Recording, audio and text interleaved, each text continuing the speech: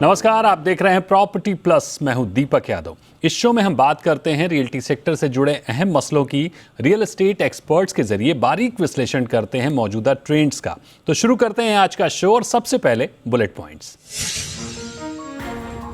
गुरुग्राम के Myra Infratech builder के खिलाफ गुरुग्राम के डीटीपी ऑफिस पर बायर्स ने किया प्रदर्शन। सेक्टर 68 में 2017 में लॉन्च हुआ था प्रोजेक्ट।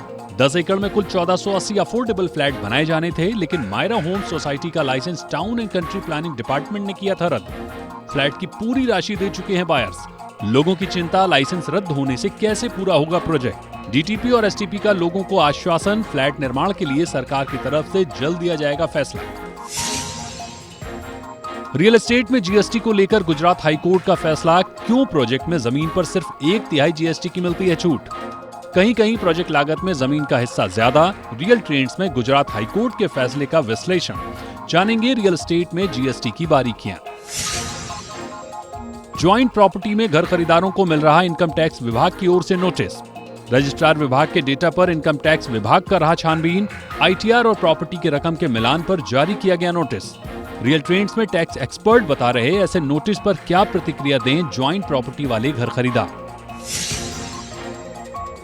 होटल इंडस्ट्री ने पकड़ी रफ्तार। सालाना आधार पर 2022 में जनवरी से मार्च के बीच रेवपार में बढ़ोतरी। जेएलएल की रिपोर्ट में खुलासा। जानेंगे कैसा रहा टॉप के 6 शहरों में हॉस्पिटैलिटी बिजनेस। एक्सपर्ट बता रहे आगे कैसी रहेगी होटल इंडस्ट्री की रफ्तार। बुलेट पॉइंट्स के बाद अब रुक करते हैं रियल ट्रेंड्स का। ज्वाइंट नाम पर बिना लोन वाली प्रॉपर्टी खरीदने वालों को एक बड़ी मुश्किल का सामना करना पड़ रहा है। टैक्स एक्सपर्ट के मुताबिक ऐसे सौदे करने वाले लोगों को बड़ी संख्या में इनकम टैक्स डिपार्टमेंट नोटिस भेज रहा है। दरअसल प्रॉपर्टी रजिस्ट्रेशन के समय पति पत्नी या पिता पुत्र जैसे कई ज्वाइंट रजिस्ट्रेशन के मामलों में नोटिस भेजा जा रहा है। समस्या यह है कि प्रॉपर्टी खरीदते समय कोई एक ही व्यक्ति सारा पेमेंट करता है, लेकिन प्रॉपर्टी रजिस्ट्रार के पास दोनों का ही पैन लिया जाता है, जिसे बाद में इनकम टैक्स डिपार्टमेंट के साथ साझा किया जाता है। अक्सर ये देखा जाता है कि प्रॉपर्टी ट्रांजैक्शन में अगर पति और पत्नी का ज्वाइंट रजिस्ट्रेशन है तो पत्नी को नोटिस भेजा जा रहा है, जिसमें यह पूछा जा रहा है कि प्रॉपर्टी खरीदने के लिए इनकम कहां से आई। दरअसल पूरा मामला क्या है और इससे बिना लोन वाली ज्वाइंट प्रॉपर्टी खरीदने वाले लोगों पर कितनी बड़ी चिंता वाली बात है, उनको कितनी चिंता करनी चाहिए या फिर क्या कुछ कदम उठाने चाहिए, समझते हैं टैक्स एक्सपर्ट अमित पटेल से। अमित जी, स्वागत है आपका जी बिजनेस पर। मेरा सबसे पहला सवाल आपसे ये होगा कि क्या पूरा मामला है, जरा सरल शब्दों में पहले बताइए, और क्यों इनकम टैक्स विभाग की ओर से ऐसे लोगों को नोटिस जारी किया जा रहा है। जब जॉइंट प्रॉपर्टी कोई खरीदता है, 2 व्यक्ति प्रॉपर्टी जॉइंट नाम में खरीदते हैं और भारत में तो ये काफी कॉमन बात है कि जनरली हस्बैंड एंड वाइफ के नाम में जॉइंटली खरीदते हैं, या बाप बेटे के नाम में, या बाप बेटी या माँ बेटी के नाम में। इस तरह से कई सारे कॉम्बिनेशन है जिसमें जॉइंट नाम में प्रॉपर्टी खरीदी जाती है। तब ये होता है कि अगर मिस्टर ए और Mrs B, husband and wife जो है, उनके नाम में अगर प्रॉपर्टी खरीदी है, तो रजिस्ट्रार इनकम टैक्स डिपार्टमेंट को इस तरह से रिपोर्ट देता है कि मिस्टर ए पैन जो है उसका पैन, उसने ये प्रॉपर्टी खरीदी है, और मिसेस बी जिसका पैन ये है, उसने भी ये प्रॉपर्टी खरीदी है। तो दोनों पैन के सामने सेम जो एक ही प्रॉपर्टी की सारी माहिती है, सारी जानकारी है, वो रिपोर्ट की जाती है। इस वजह से मिस्टर ए और मिसेस बी दोनों के पैन के सामने जब ये सेम ट्रांजैक्शन रिपोर्ट किया जाता है, तो जाहिर है कि इनकम टैक्स डिपार्टमेंट को तो उनको तो पता है नहीं कि ये 2 हस्बैंड एंड वाइफ है, या फादर डॉटर है, या फादर सन है, एक्सेट्रा एक्सेट्रा। तो इस वजह से इनकम टैक्स डिपार्टमेंट हर एक ट्रांजैक्शन को, हर एक पैन होल्डर को अलग से अलग नजरिए से देखता है। उनको सिर्फ जानना है कि ये जो रिपोर्ट किया गया है ट्रांजैक्शन, वो आपका है या नहीं है। अगर आप ये मानते हैं या आप एग्री करते हैं कि ये आपका है, उसके बाद वो लोग चेक करेंगे कि मान लीजिए कि आपने 1 करोड़ का घर खरीदा है और आपको जो रिटर्न, इनकम टैक्स रिटर्न आप फाइल करते हैं, आपकी इनकम जो दिखाई गई है वो समझ लीजिए सिर्फ 5-6 लाख की है। तो नेचुरली 1 करोड़ की प्रॉपर्टी 5-6 लाख की इनकम वाला आदमी कहाँ से लेगा, वो सवाल उठता है। अमित जी, मेरा अगला सवाल ये होगा कि इनकम टैक्स का नोटिस अच्छे अच्छों के माथे पर पसीना लेकर आ जाता है। ऐसे में इस नोटिस को कैसे लेना चाहिए या इस पर क्या प्रतिक्रिया करनी चाहिए ताकि लोग किसी तरह की मुश्किल में ना पड़े? जी बिल्कुल बिल्कुल। इनकम टैक्स डिपार्टमेंट से कुछ भी आएगा, लेटर आएगा, नोटिस आएगी, कुछ भी आएगा, तो जाहिर है कि जिसके नाम से वो आता है वो परेशान हो जाएगा। लेकिन इस मामले में प्रेक्षकों को ये समझना चाहिए कि ये नोटिस नहीं है। ये जब वो पहली बार आपको लिख रहे हैं, वो सिर्फ जानकारी प्राप्त करना चाहते हैं, तो उसमें आपको परेशान होने की जरूरत नहीं है। अगर आपको इस तरह का ईमेल आता है, सपोज मिस्टर ए और मिसेस बी ने प्रॉपर्टी खरीदी है, सारा पैसा मिस्टर ए ने लगाया है और मिसेस बी को ऐसे ईमेल आते हैं कि आपके नाम के सामने ये प्रॉपर्टी डील हुई है, ये करेक्ट है या नहीं करेक्ट है, तो वो लेडी को अपने पैन से इनकम टैक्स पोर्टल पे जाके लॉग करके ये ट्रांजैक्शन के सामने इस तरह का जवाब देना चाहिए कि ये मेरा डील नहीं है, ये मेरे पति, जिसका अगर आप कहते हैं कि ये मेरे पति का है यानी दूसरे किसी का है, तो वो लोग पूछेंगे कि आपका और उस व्यक्ति का रिलेशन क्या है और उस व्यक्ति का पैन क्या है। तो ऑब्वियसली हस्बैंड एंड वाइफ के बीच में तो पैन पता ही होगा। तो ये इंफॉर्मेशन अगर आप डाल देते हो, उसके बाद अगर जो पति का इनकम और प्रॉपर्टी की डील में अगर मिसमैच नहीं है, तो मेरे हिसाब से मामला यहीं खत्म होगा। लेकिन जहां कुछ गड़बड़ है जी, और जो टैक्स पेयर को भी पता है कि कुछ गड़बड़ है, उसने कुछ गड़बड़ की है, तो नेचुरली फिर इनकम टैक्स डिपार्टमेंट जाहिर है कि हस्बैंड और वाइफ दोनों के सामने कार्यवाही या इंक्वायरी, फर्दर इंक्वायरी कर सकता है। अमित जी, भविष्य में ज्वाइंट प्रॉपर्टी खरीदते समय ऐसी क्या सावधानियां रखें ताकि इस तरह की जो मुश्किल है नोटिस वाली, ये ना भुगतनी पड़े, कानूनी पचड़े में ना पड़ना पड़े? ज्वाइंट नेम में करना ही है तो मेरे हिसाब से अच्छा ये रहेगा कि आप जो एग्रीमेंट बनाते हो खरीदने का या बेचने का, उसमें आप क्लियरली लिखे कि ये प्रॉपर्टी के खरीदार है मिस्टर ए और मिसेस बी, लेकिन मिसेस बी सिर्फ सिक्योरिटी के लिए उनका नाम ऐड किया गया है और सारा जो परचेज कंसिडरेशन है, जो जो जो ट्रांजैक्शन अमाउंट है, वो सारा मिस्टर ए दे रहे हैं। इस तरह के अगर हम क्लॉज डाल देते हैं एग्रीमेंट में, तो आगे जाके अगर कोई इंक्वायरी आती है मिसेस बी के नाम पे, तो उनके लिए बहुत आसान हो जाएगा, क्योंकि उनके पास एग्रीमेंट भी है जिसमें क्लियरली लिखा हुआ है कि उनका नाम सिर्फ सिक्योरिटी के लिए ऐड किया गया। यानी कुल मिलाकर बात यह है कि रजिस्ट्रार ऑफिस में इस बात का ब्यौरा नहीं होता है कि ज्वाइंट होल्डर में किसने कितनी रकम अदा की है। इसकी एक बड़ी वजह यह भी है कि नोटिस सिस्टम जनरेटेड तरीके से भेजे जा रहे हैं। टैक्स पेयर्स को आ रही समस्या को जी बिजनेस ने इनकम टैक्स डिपार्टमेंट के सामने भी उठाया, जिस पर इनकम टैक्स डिपार्टमेंट का कहना है कि टैक्स पेयर की सूचनाओं का मिलान किया जाता है और अगर अंतर होता है तो टैक्स पेयर से जवाब मांगा जाता है। ऐसे मामलों में टैक्स पेयर्स को बिना लंबी कार्रवाई के जवाब का मौका दिया जा रहा है, जहां वो एनुअल इनफॉर्मल स्टेटमेंट से जुड़ा हुआ टैक्स पेयर फ्रेंडली इंटरफेस दिया गया है ताकि टैक्स पेयर पक्ष रख सकें। यानी चिंता की बात नहीं है, टैक्स एक्सपर्ट से संपर्क करें और अपना पक्ष जरूर रखें। और इसके बाद अब रुक करते हैं अगले रियल ट्रेंड्स का। रियल एस्टेट पर जीएसटी लगाने को लेकर गुजरात हाईकोर्ट ने एक अहम फैसला दिया है। हाईकोर्ट के फैसले से घर खरीदारों को लाभ पहुंच सकता है, क्योंकि हाईकोर्ट ने यह कहा है कि रियल एस्टेट कंस्ट्रक्शन में जमीन की वैल्यू को लेकर फिक्स्ड केवल 1/3 छूट देना वाजिब नहीं है। हाईकोर्ट ने जीएसटी के इस नियम को सही नहीं माना है। दरअसल अलग अलग शहरों में जमीन की कीमत अलग अलग होती है, लेकिन डिडक्शन केवल 1/3 तक ही मिलता है। हाईकोर्ट के इस फैसले का घर खरीदारों और रियल एस्टेट डेवलपर्स पर किस तरह का असर होगा, ये समझते हैं टैक्स एक्सपर्ट और एडवोकेट अभिषेक रस्तोगी से। अभिषेक जी, बहुत स्वागत है आपका जी बिजनेस पर। मेरा पहला सवाल आपसे ये होगा कि रियल एस्टेट में जीएसटी को लेकर गुजरात हाईकोर्ट का फैसला क्या कहता है, पहले क्या नियम था और इस फैसले से क्या कुछ बदल जाएगा? देखिए, जो टैक्स के प्रोविजंस हैं वो ये बोलते हैं कि 1/3 वैल्यू की एग्जेम्पशन या अबेटमेंट मिले।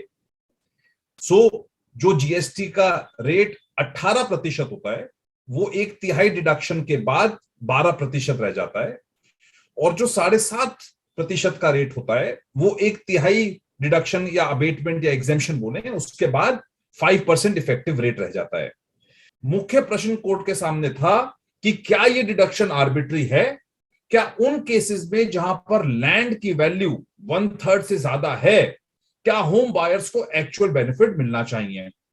इस प्रश्न के साथ जब पिटीशन फाइल हुई तो कोर्ट ने ये बोला कि उन केसेस में जहां पर लैंड की वैल्यू 1/3 से ज्यादा है, ये आर्बिट्री माना जाएगा कि डिडक्शन केवल 1/3 की दी जाए, क्योंकि जीएसटी नियम के अनुसार लैंड और बिल्डिंग पर टैक्स नहीं लगना चाहिए, क्योंकि उन पर स्टैंप ड्यूटी भी लगते हैं और उनको जीएसटी के परव्यू से बाहर रखा गया है, और effective tax rate home buyers के लिए कम होना चाहिए।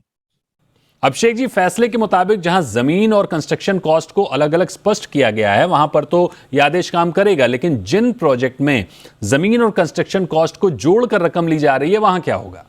अगर बिल्डर ने आपको एक कंसोलिडेटेड फिगर दी है, पर स्क्वायर फीट में दिया है, या एक कंप्लीट फिगर दी है कि आपकी यूनिट का प्राइस ये है, तो ये ड्यूटी है बिल्डर की, अगर होम बायर या यूनिट होल्डर उनसे पूछता है कि आप हमको प्रोपोर्शनेट कॉस्ट ऑफ लैंड बताइए, हमें टोटल कॉस्ट ऑफ प्रोजेक्ट बताइए, हमारे प्रोपोर्शनेट एरिया के हिसाब से, टोटल एरिया के हिसाब से प्रोपोर्शनेट लैंड कॉस्ट हमको कितनी है वो बताइए, जिससे कि हमको उसका ब्रेकअप मिल सके। और होम बायर्स के पास या जो भी ये यूनिट्स खरीदते हैं उनके पास आज ये अधिकार है कि वो उसका ब्रेकअप मांगे, और अगर वो ब्रेकअप रिजल्ट करता है कि लैंड की वैल्यू 1/3 से ज्यादा है, प्रोपोर्शनेट लैंड वैल्यू की 1/3 से ज्यादा वैल्यू है, तो उनको अधिक डिडक्शन मिलेगी, इफेक्टिव टैक्स रेट उनके लिए कम होगा। अभिषेक जी, अगर कोई जमीन 100 साल पुरानी है या बहुत पुरानी है जिसकी कॉस्ट डिफाइन नहीं है, तो उसको डिफाइन कैसे करें? जमीन की कीमत क्या है, उस पर जीएसटी क्या लगने वाला है, इसको कैसे डिफाइन कर सकते हैं? देखिए, 100 साल पुरानी अगर जमीन है तो उसका एक तरीका ये हो सकता है कि स्टैंप ड्यूटी वैल्यूएशन देखी जाए, सर्कल रेट देखा जाए, और उस वैल्यूएशन के हिसाब से, आज की वैल्यू के हिसाब से उसका डिडक्शन मिले, क्योंकि लैंड एक्चुअली ट्रांसफर होगा उस डेट पर जिस पर ये कॉन्ट्रैक्ट होता है फॉर अंडर कंस्ट्रक्शन सर्विसेज या ट्रांसफर ऑफ सेल के लिए। तो एक चीज तो ये हो गई कि आप सर्कल रेट या स्टैंप ड्यूटी रेट को समझें। एक और इसमें एंगल आता है, वो ये आता है कि कोर्ट ने ये भी कहा है कि या तो आपके पास प्रोपोर्शनेट लैंड वैल्यू या एक्चुअल लैंड वैल्यू हो जिसका आप एक्चुअल डिडक्शन लें, या दूसरी बात कोर्ट ये भी बोलता है कि अगर आपके पास कॉस्ट ऑफ कंस्ट्रक्शन है तो केवल कॉस्ट ऑफ कंस्ट्रक्शन पर जीएसटी लगना चाहिए। अभिषेक जी, अभी पूरी तरह से तैयार घरों पर जीएसटी नहीं लगता है, अंडर कंस्ट्रक्शन घरों पर ही लगता है। ऐसे में डेवलपर्स या प्रोजेक्ट पर इस फैसले का क्या असर पड़ेगा? और अगर कमर्शियल प्रोजेक्ट की हम बात करें तो उस प्रोजेक्ट पर इस फैसले का क्या असर देख रहे हैं आप? देखिए, दो आपने अहम क्वेश्चन पूछे हैं। पहला प्रश्न तो यह है कि उन बायर्स के लिए क्या, जहां पर पूरी बिल्डिंग बन चुकी है और उससे मिल चुका है, उनको चिंता करने की कोई दिक्कत नहीं है, क्योंकि उनके ऊपर जीएसटी लगेगा ही नहीं, तो वो चिंता के दायरे से बाहर हो जाते हैं। मगर उस सिचुएशन में proportionate tax cost, anti profiteering provisions, reversal of credits important है। केवल बिल्डर को भी ये चीज एनालाइज करनी पड़ेगी, क्योंकि ऐसा ना हो कि उन बायर्स के ऊपर जिनके ऊपर टैक्स का बर्डन पड़ रहा है वो कल कोर्ट में बिल्डर्स को ड्रैग करें एंटी प्रॉफिटेरिंग के लिए या प्रोपोर्शनेट क्रेडिट्स के लिए। हाँ, आपका एक और पार्ट ऑफ द क्वेश्चन है जिसमें आप बोलते हैं कि कमर्शियल यूनिट्स का क्या होगा।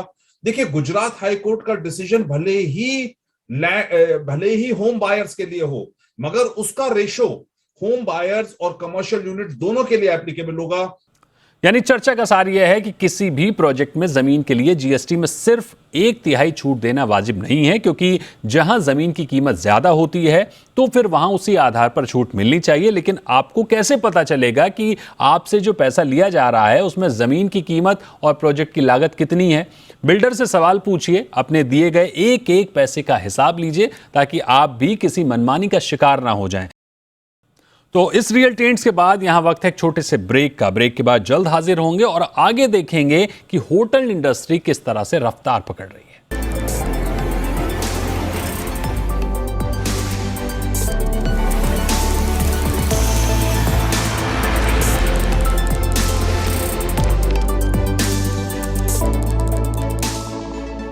Welcome back. आप देख रहे हैं प्रॉपर्टी प्लस और प्रॉपर्टी प्लस में हमने कई रियल ट्रेंड्स का जिक्र किया और अब रुक करते हैं होटल इंडस्ट्री का। कोरोना से तमाम सेक्टर प्रभावित हुए, लेकिन सबसे ज्यादा जिस इंडस्ट्री को नुकसान पहुंचा है वो है होटल इंडस्ट्री। लेकिन अब हालात बदलने लगे हैं, लोग घूमने फिरने के लिए निकल रहे हैं, टूरिस्ट प्लेसेस पर भी पर्यटकों की संख्या में इजाफा हो रहा है, लिहाजा होटल इंडस्ट्री में रौनक लौटती हुई नजर आ रही है। 2022 में जनवरी से मार्च के बीच हॉस्पिटैलिटी सेक्टर में सालाना आधार पर 39% रेवेन्यू पर अवेलेबल रूम यानी रेवपार की ग्रोथ देखने को मिली है। इसी दौरान मुंबई में सबसे ज्यादा 71% की ग्रोथ दर्ज की गई है। यह आंकड़ा निकल कर आया है JLL की तिमाही हॉस्पिटैलिटी मॉनिटर में। तो बाकी शहरों का क्या हाल है और देश भर के हॉस्पिटैलिटी सेक्टर में फ्यूचर ग्रोथ को लेकर क्या संकेत मिल रहे हैं, जानने की कोशिश करते हैं जयदीप डांग से, जो मैनेजिंग डायरेक्टर हैं hotel and hospitality group JLL south Asia के। जयदीप जी, बहुत स्वागत है आपका जी बिजनेस पर। जयदीप जी, मेरा पहला सवाल आपसे ये होगा कि मुंबई की होटल इंडस्ट्री तो IPL की वजह से शानदार कमबैक करती हुई दिख रही है, लेकिन देश के दूसरे हिस्सों में होटल इंडस्ट्री कैसा रिस्पॉन्स दे रही है? नंबर्स क्या कह रहे हैं? इस फर्स्ट क्वार्टर की जो हमने रिपोर्ट करी है, जिसके अंदर सभी शहरों में रेवेन्यू पर अवेलेबल रूम, जैसे आपने कहा रेवपार, वो सब शहरों में बढ़ा है। और उसका रीजन ये है, वो ओमिक्रॉन की वजह मतलब उसके बावजूद भी बढ़ा है। तो विच मीन्स के लोग बाग बाहर निकल रहे हैं, ना केवल लेजर के लिए या छुट्टियों के लिए, बट सबसे बड़ा इजाफा हुआ है बिजनेस ट्रैवल में। आप देखिए कि जितने भी हमारी बिजनेस सिटीज हैं, और ये हम जो रिपोर्ट निकाली है, इसमें 6 शहरों का नाम है, दिल्ली है, मुंबई है, हैदराबाद है, पुणे है, चेन्नई है, और एक लेजर मार्केट है जो गोवा है। अब आप देखिए, गोवा में तो चलिए बिजनेस अच्छा चल ही रहा था, हम सब जानते हैं कि छुट्टियों में लोग जा रहे थे और कुछ लोग वर्क फ्रॉम वेकेशन भी कर रहे थे। लेकिन ये जो बिजनेस ट्रैवल था, बैंगलोर, बॉम्बे, दिल्ली, चेन्नई, ये सब बहुत बढ़ना शुरू हो गया, बिकॉज कंपनीज ने, कॉर्पोरेट कंपनीज ने, इंडियन कंपनीज ने, मल्टीनेशनल्स ने अपनी ट्रैवल एडवाइजरी जो है वो हटा दी और अपने एम्प्लॉइज को कहा कि अब आप प्रोजेक्ट रिलेटेड या बिजनेस रिलेटेड आप ट्रैवल कर सकते हैं। उस वजह से अगर आप देखिए तो हर शहर में, बेंगलोर में करीबन 58% का इंक्रीज आया है रेवपार में, चेन्नई में 46% का इंक्रीज है, दिल्ली में 52% का, गोवा में 16%, बिकॉज गोवा का बेस हमेशा से ऊपर था, गोवा लास्ट ईयर भी बहुत अच्छा कर रहा था, तो इसलिए इंक्रीज थोड़ा कम है पर बेस ज्यादा है। हैदराबाद में देखिए 65% increase as compare to last 2021 first quarter. तो इसलिए बॉम्बे में तो आपने बताया बिकॉज ऑफ IPL, बॉम्बे ने तो सबको पीछे छोड़ दिया है, मतलब छक्के छुड़ा दिए इस मार्केट ने, होटल इंडस्ट्री और ट्रैवल ट्रेड के। जयदीप, एक बार फिर चीन, कोरिया जैसे देशों में कोरोना हावी हो रहा है, दुनिया भर में एक तरह की मंदी नजर आ रही है। रूस यूक्रेन वॉर के चलते अस्थिरता लगातार बनी हुई है और तो और भारतीय शेयर बाजारों में भी लगातार उठापटक हो रही है। इन सब इवेंट्स को देखते हुए आगे होटल इंडस्ट्री का फ्यूचर कैसा देख रहे हैं आप? दीपक जी, ये कहना मुनासिब नहीं होगा कि बाहर जो कुछ हो रहा है उससे हमें इम्पैक्ट नहीं पड़ेगा। हमें जरूर इम्पैक्ट पड़ेगा, इकोनॉमी को पड़ता है, बाकी बिजनेसेस को पड़ता है, तो जाहिर है कि होटल्स को भी पड़ेगा, क्योंकि ट्रैवल जो है वो रुक जाता है। लेकिन अच्छी बात यह है इन सब चीजों के चलते कि हम जो हमारी इनहेरेंट डिमांड है इंडिया की, और अभी तक भी जो हमें खींच रहा है वो डोमेस्टिक टूरिज्म है, भले वो छुट्टियों में हो या ट्रैवल में हो। इंटरनेशनल ट्रैवल अभी तक पूरी तरह से वापस आया नहीं है। तो आई थिंक शॉर्ट टर्म के लिए तो ऐसा कोई इम्पैक्ट नहीं दिखाई दे रहा, ग्रोथ और डिमांड की ग्रोथ रहेगी, पर लॉन्ग टर्म में, मीडियम टर्म में क्या होता है वो I think jury still out, वो उसका अनुमान लगाना मुश्किल है। जयदीप, आपकी रिपोर्ट के मुताबिक टॉप 6 शहरों में डिमांड काफी हाई है, ऐसे में न्यू लॉन्चेस की क्या स्थिति है और किस सेगमेंट में होटल अब ज्यादा डिमांड में है? रिपोर्ट के जरिए जो डेटा निकाला है उसके अंदर दीपक जी करीबन मतलब जो नई सप्लाई है उसके अंदर भी लगभग 80% का ग्रोथ आया है as compare to Q1 of last year 2021 as oppose to 2022। करीबन 80% से ज्यादा हम इंक्रीज देख रहे हैं, विच मीन्स के जो नए होटल साइन हो रहे हैं, जितने भी ब्रांड्स हैं, इंटरनेशनल ब्रांड्स हैं, इंडियन ब्रांड्स हैं, वो जिन लोगों के साथ साइन कर रहे हैं, लगभग 56 होटल नए साइन हुए हैं इस क्वार्टर में, from January 2022 to March 2022 with about 3800 room. आप देखिए कि लगभग साइन हुए हैं, जो कि आने वाले 2 से 3 साल के अंदर वो होटल बन के आएंगे। और रही बात किस कैटेगरी में सबसे ज्यादा जो है रुझान है लोगों का, वो है मिड स्केल, 3 to 4 स्टार। उसका रीजन ये भी है दीपक जी, क्योंकि जो टियर 2 या टियर 3 टाउन्स हैं, उनके अंदर भी इनहेरेंट बिजनेस फंडामेंटली काफी स्ट्रांग है। शादियां हो रही हैं जोरों से, फिर से बिजनेस वापस आ रहा है। जो ट्रेडिंग टाउन्स हैं उनमें बिजनेस वापस आ रहा है। तो जो वहां के इन्वेस्टर्स हैं वो लोग अब पैसा दोबारा खर्चने को होटल लाइन के लिए तैयार है। तो इसलिए वहां पे मैक्सिमम क्या होटल चलते हैं, मिड स्केल, 4 स्टार। 4 स्टार उन शहरों के लिए 5 स्टार होता है, तो उसके अंदर रुझान ज्यादा है जो है दीपक जी। एक और अंतिम सवाल होगा आपसे। कोविड टाइम में हमने देखा कि होटलों ने प्राइस में काफी कटौती की थी, तमाम बड़े होटल्स में काफी अफोर्डेबल प्राइस थे। अब प्राइस का क्या स्टेटस है? अब भी लो प्राइस है या फिर प्राइस कम बैक कर चुके हैं, बढ़ गए हैं? अगर मैं सिर्फ प्राइस चेंज की बात करूं, डेटा के हिसाब से जो JLL ने मैप करा है पिछले Q1 2021 से लेकर Q2 2022 तक, अगर आप देखिए तो बैंगलोर में 37% की बढ़ोतरी हुई है प्राइस में, एवरेज रूम रेट जिसको हम कहते हैं। चेन्नई में 29% की हुई है, दिल्ली में 44%, गोवा में 25%। गोवा पिछले साल भी महंगा था, गोवा और महंगा हुआ। हैदराबाद 43% जो है उसमें बढ़ोतरी हुई है रेट में। बॉम्बे में, मुंबई में 42% बढ़ोतरी हुई है। तो इसका मतलब ये है दीपक जी कि जो रेट्स गिरे थे कोविड की वजह से, और होटल्स ने अपने वो रेट्स कम करे थे कि चलिए इसी बिना पे शायद लोग आएंगे, लेकिन लोग फिर भी नहीं आ रहे थे, बिकॉज लोग ट्रैवल नहीं कर रहे थे। एक किस्म का डर था, वो डर अब चला गया है। लोग ट्रैवल कर रहे हैं, कंपनीज ट्रैवल जो है प्रमोट कर रही हैं, ऑफ साइट्स हो रही हैं, बैंक्वेट में कंपनी कॉन्फ्रेंसेस हो रही हैं, शादियां हो रही हैं। उस वजह से जो है वो कॉन्फिडेंस लेवल वापस आया, और इसलिए वो रेट्स जो काफी हद तक गिर गए थे वो अपने स्तरों पर वापस आने शुरू हो गए। और जैसे डेटा में मैंने बताया कि हर शहर के अंदर ये बढ़ोतरी दीपक जी दिखाई दे रही है।